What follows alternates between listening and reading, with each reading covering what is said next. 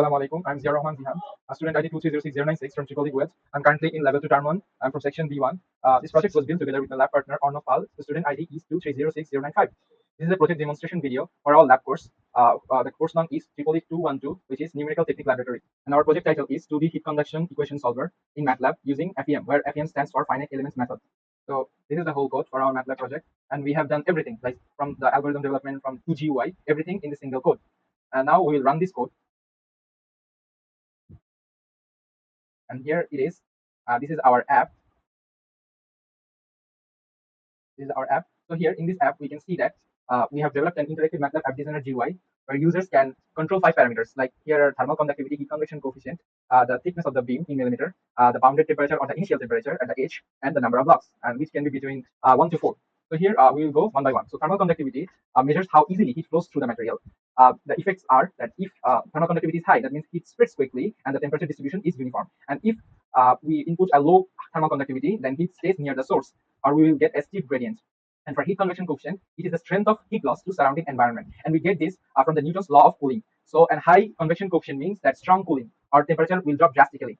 And for low H or low heat convection coefficient, it means weak cooling or heat is retained. And the temperature distribution depends mostly on the thermal conductivity. And here we will get into thickness. So this is the thickness of the material or the domain, and it basically scales the stiffness matrix, which means this is a scaling factor, which we will see later in the code. And this is the initial boundary temperature. This is the fixed temperature at the boundary, which is actually the Dirichlet's condition. And this is the number of blocks, which means it controls how finely the domain is divided. And the effects are that if you use more blocks, then we will get finer mesh, and the result and the approximation will be more accurate. But if we use fewer mesh, then the results will be more inaccurate, but the timing, we will need less time. So if we click show plot, then it will give us the temperature distribution. But here we haven't selected any values, so it is showing us. Now we will put some values here.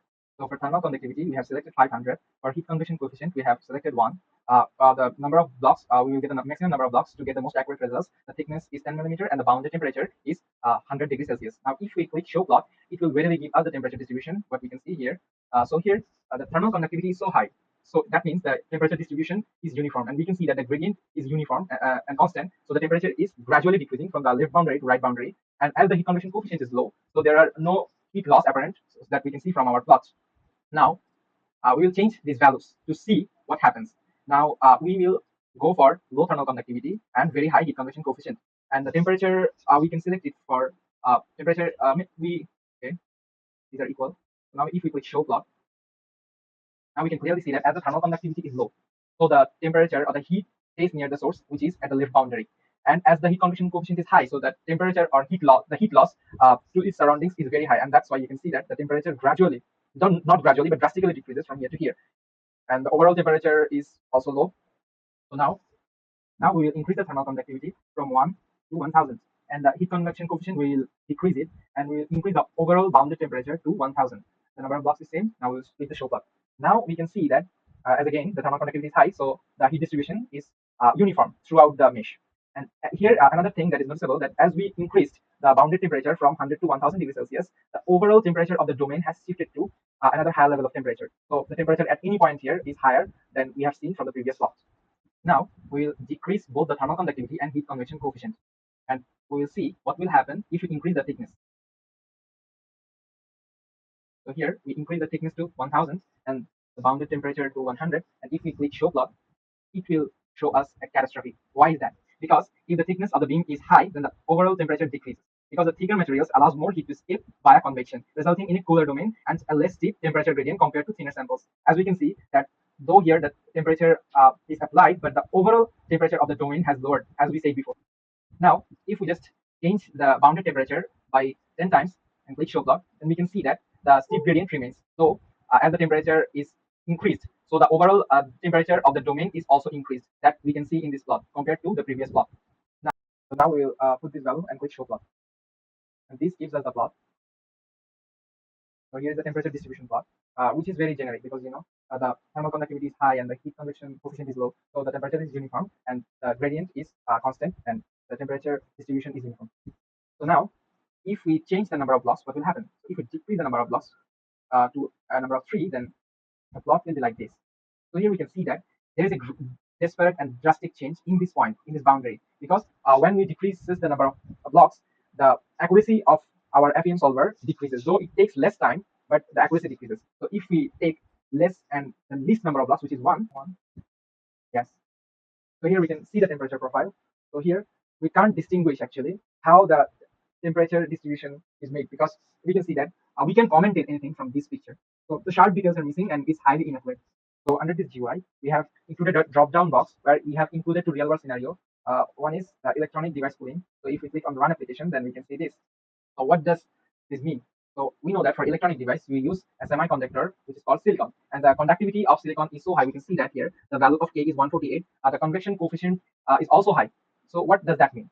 Here, as the conductivity is so high, so the heat spreads efficiently in silicon. But because of the convection coefficient being so high, the heat loss to the surroundings is also high. So it results in a very small temperature gradient, and we can see that the difference in temperature is almost 1.8 degrees. And the second one is building wall heat transfer. So if we run this application, we can see this. So what does this mean actually? Here we have fixed the wall's dimensions like the length or the width. We observe a very strong temperature drop linearly across the wall.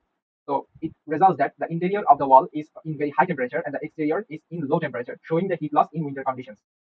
Now I will explain the core algorithm of our solver. So this process starts with taking user inputs such as thermal conductivity, convection coefficient, thickness, the initial bounded temperature, and the number of blocks. And we will take this input by using the MATLAB GUI. And then we will generate T3 mesh. What does that mean? If we are given a complex geometrical domain, like an L-shaped domain, then we will discretize the domain into small triangular subregions, which are called elements. And as the elements have three nodes and it's triangular, so it is called a T3 mesh. So to generate the mesh, we will store the coordinates of all the three nodes for each triangular element. And then for the temperature coordinate inside each element, we will write the temperature at temperature interpolation, which is writing the temperature in terms of basis shape function. This shape function or basis function can be calculated by using the coordinates of the nodes. Also, the shape function coefficient can be calculated using directly the coordinates of the temperatures or the nodes. The shape function coefficient can be easily calculated by using the coordinates of the nodes. Here, the gradient is constant within a triangle, and the temperature varies linearly. The conduction stiffness matrix AC relates nodal temperature to heat fluxes. From weak governing equation of Laplace transform or the Laplace equation, we can clearly calculate the value of Kc, which is equal to T times A times B transpose times D times B, where D is the material matrix and B is the gradient of shape function. As the boundary edge is exposed to convective heat transfer as well as the geometrical steps, so their contribution must be included, and their contribution is included by calculating the convection stiffness matrix, which is denoted by Kc. Also, we will have to calculate the convection force vector for an edge as well as for element by using loop. So at last, after calculating all these values for each element, we will have to assemble the global stiffness matrix Kk and the global force vector Fg. Then after assembling these, we will apply the Dirichlet's boundary condition, and we will solve by using this formula. Here, we will use the LU decomposition, then we will find the temperature at the free nodes, so which we will later plot by using batch plot. So this is actually the algorithm flowchart, and this is the system architecture. We follow a pipeline starting from the GUI input to mesh generation, then the FEM solver, the matrix assembly, then we will process the boundaries, then by solving a global set of linear equations, we will have the answers, and finally we use our MATLAB App Designer GUI for the visualization. So here is the implementation. We first collect the inputs by using the input by sorry. We first collect the input parameters from the GUI. As we can see that these are the 5 input parameters we have discussed earlier. Here GUI reads these parameters, and here the value of degree of freedom is 1 for each node, which is temperature. And from each element we have 3 nodes, so 3 degree of freedom. And here the geometrical constant is set to equals to 70 by 7, which gives us the fixed step size. So we generate nodes using mesh grid, and we can create triangular elements. So here we can see that we have two matrices, which are geom and conodesk. So here what we do, each triangular block is divided into quadrilateral cells, and for each quadrilateral cells, we will divide this or discretize this into 4 triangular block or subregion, which are called elements via center node. And here each of the triangular block is connected to each other by the center node, and we will always save the center node. So for geom, in this matrix, we will store the coordinates of every node. So for all the elements, we have a geom, the dimension is the number of nodes times 2. And for conodesk, it will store 3 nodes indices per element. So for conodesk, the dimension is number of elements times 3. So here, the nodes shared at block interfaces, there are no duplication. Here is the step 5 of implementation, where we will calculate the B matrix or the B shape function gradient matrix, the area of each element, then the shape function gradient coefficient, the conduction stiffness matrix, convection stiffness matrix, and at last we will assemble both of them to find the global stiffness matrix. So here we can see that here are the governing key finite element method equations by which we can calculate all this. Here is the area which we can compute by simply the determinant of the coordinates of the nodes of each element, and the coefficient for shape function gradient can also be computed by just using the coordinates of the nodes. Here, this is the B matrix where we store shape function gradients. And here is the conduction stiffness matrix, which we can simply calculate by using this formula. And this is the convection matrix, and it is calculated for only the boundary edges. So here we can see that the force vector can be written by this equation. The total stiffness matrix is this. We have already discussed about that. So here, this is the step 5. Next, we apply the Dirichlet boundary conditions by modifying rows and columns of the global matrix. Here, first, we put zeros to all the rows and columns except for the principal diagonal, where we put 1. This ensures that fixed temperatures are correctly enforced without affecting other equations. At last, we then solve the linear system using MATLAB's backslash operator, which is efficiently computes the nodal temperatures. And this numerical technique is called the LU factorization or LU decomposition.